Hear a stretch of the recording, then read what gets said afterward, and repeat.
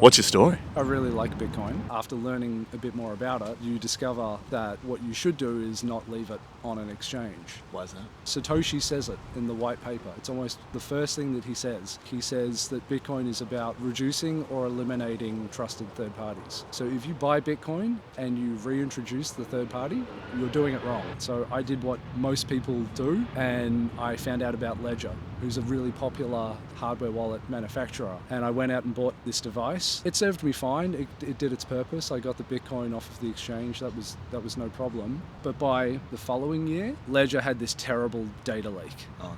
And they leaked what seemed like probably all of their customers' personal information, and I'm talking phone numbers, home addresses, and the device that you purchased. So I was ready to move on to this new hardware wallet and get away and get Ledger out of my life. And I was planning for this transaction to move to my new hardware wallet, and when it came time to move from Ledger to the new hardware wallet. And like I say, in Bitcoin, transactions are irreversible. So it is true that if you get something wrong, you can lose all of your Bitcoin. You can send it to the wrong place and it can be lost forever. When I was about to do this transaction, the device failed on me.